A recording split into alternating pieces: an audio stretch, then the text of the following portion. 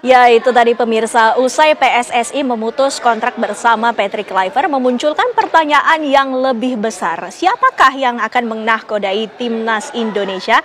Langsung saja kita tanyakan kepada para narasumber yang saat ini sudah bergabung bersama kami. Di sebelah saya sudah ada Erwin Fitriansyah yang merupakan pengamat sepak bola. Selamat malam, Bung Erwin. Terima kasih sudah hadir bersama kami. Terima kasih sudah diundang. Dan di sebelahnya tentunya kita sama-sama kenal ada legenda, yakni mantan pemain timnas Indonesia, Bung Hermansyah. Selamat malam, Bung Hermansyah. Terima kasih sudah hadir bersama kami juga. Langsung saja nih, Bung Herman, kita ingin mengetahui dengan adanya keputusan dari PSSI untuk memutus kontrak bersama Patrick Kluivert ini.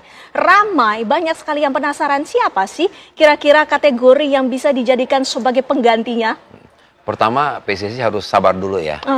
Artinya persiapan Indonesia kan untuk 2006 kan masih lama ya. 2026. Terus 2027 juga Piala Asia. Jadi pengalaman kemarin kita juga harus cari kualitas pelatih yang mumpuni. Setidaknya dia pernah melatih di Liga Eropa dan pernah melatih di tim nasional di negara lain. Jadi jangan dulu buru-buru. Jadi masih ada waktu yang cukup panjang.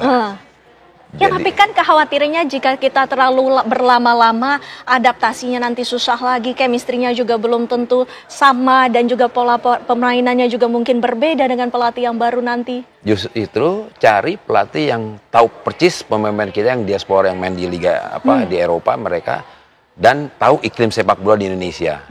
Jadi mereka pelatih harus bisa juga mereka tahu kompetisi kita di Indonesia bagaimana, terus pemain yang diaspora juga bagaimana, dan dia betul-betul tahu tentang sepak bola Indonesia. Saya rasa soal adaptasi dengan berjalannya itu bisa cepat biasanya. Ya, Bung Erwin, ini kan menarik kalau kita melihat bagaimana sebenarnya karakteristik dari para pemain kita. Tentunya ini sudah terlihat. Siapa yang kira-kira memang cocok dengan kepelatihan, mungkin nama-nama tertentu. Siapa ini kira-kira yang namanya mulai santer digembar-gemborkan yang akan menjadi pelatih timnas Indonesia? Ya, kan ada, tadi di VT juga ada Jesus Casas ya, bekas pelatih Irak. Terus juga belakangan ini juga ada Akira Nishino, bekas pelatihnya Jepang. Terus juga ada, kalau pemain diasporanya Indonesia kebanyakan dari keturunan Belanda juga, pelatih-pelatih asal Belanda yang namanya juga disebut-sebut. Salah satunya kan Giovanni van Bronckhorst, tapi dia sekarang jadi asistennya pelatih dari Liverpool. Terus juga ada Frank de Boer. Frank de Boer itu sekarang lagi free, dia pernah melatih di Ajax Amsterdam. 4 kali juara di Liga Belanda, pernah juga di Inter Milan meskipun nggak lama, hanya 80 hari, sekitar 80 hari.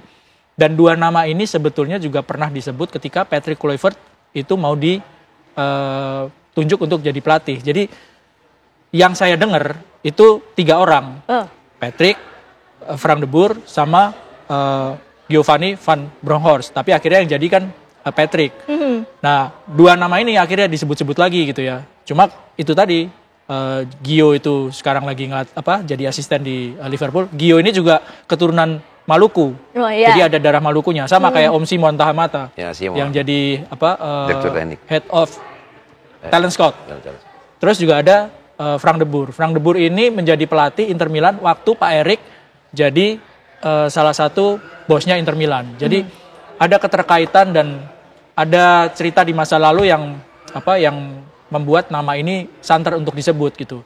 Kalau dicari hubungannya ya memang mereka asal Belanda dan pemain-pemain diaspora yang kebanyakan menjadi starter di kemarin itu kan kebanyakan diaspora asal Belanda gitu kan ya. Ada hubungannya, keterkaitan. Tapi di luar itu juga itu tadi Jesus Casas yang pernah melatih timnas Irak, lalu Akira Nishino yang pernah melatih timnas Jepang ya. Di timnas Jepang waktu 2018 itu sampai ke babak 16 besar.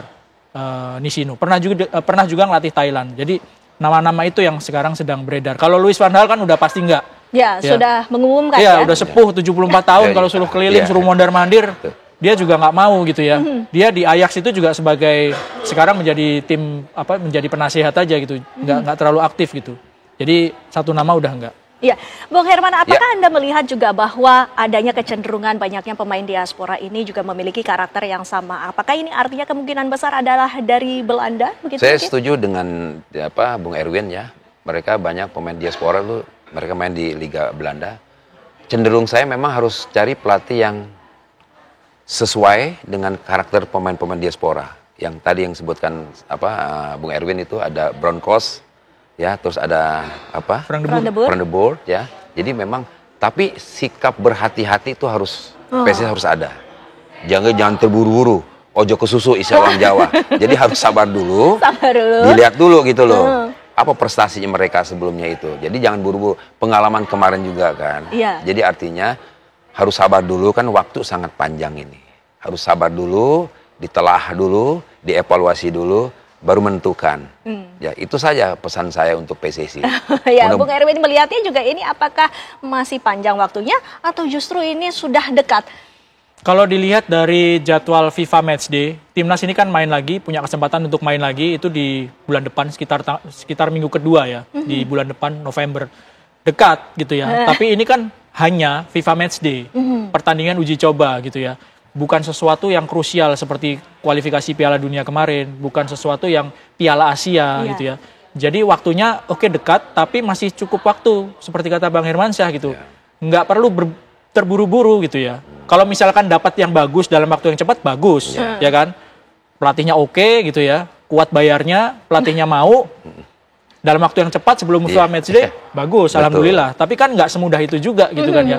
Ada uangnya, pelatihnya ada yang nganggur, belum tentu dia mau ngelatih Indonesia gitu. Karena sekali lagi, Indonesia ini kan bukan negara yang sangat luar biasa di sepak bola gitu ya, meskipun kemarin sudah masuk di round 4. Tapi kan pelatih juga pasti akan memilih. Kalau misalnya pelatihnya kaliber dunia gitu, pasti juga akan memilih apakah dia mau untuk melatih tim seperti Indonesia gitu ya. Ya harus dipikirkan gitu ya. Harus diseleksi dengan baik, CV-nya seperti apa, rekam jejak kepelatihannya dulu seperti apa, apakah pernah ngelatih tim nasional, prestasinya seperti apa.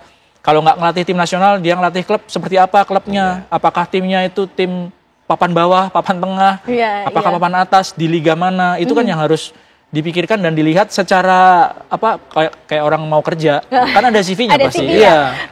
Baru setelah itu diseleksi lagi gitu, seperti apa. Jadi nggak perlu buru-buru sih kalau menurut saya. Nggak perlu buru-buru, tapi kita ketahui juga berkaca dari pengalaman sebelumnya, Bung Herman. Mungkin pemain yang baik itu belum tentu bisa menjadi pelatih yang lebih baik lagi. Nah ini apakah menurut Anda, adakah pertimbangan-pertimbangan untuk memilih seseorang untuk jadi pelatih timnas Indonesia? Iya, saya setuju juga Mbak. Belum tentu pemain hebat dulunya jadi pelatih yang bagus.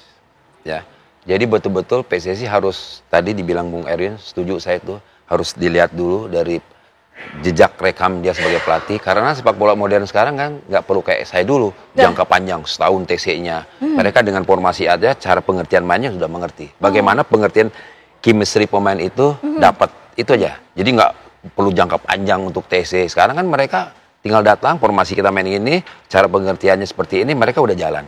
Bagaimana cari pelatih justru itu yang betul-betul yang tadi Bung Erwin, yang jejak rekamnya itu bagus.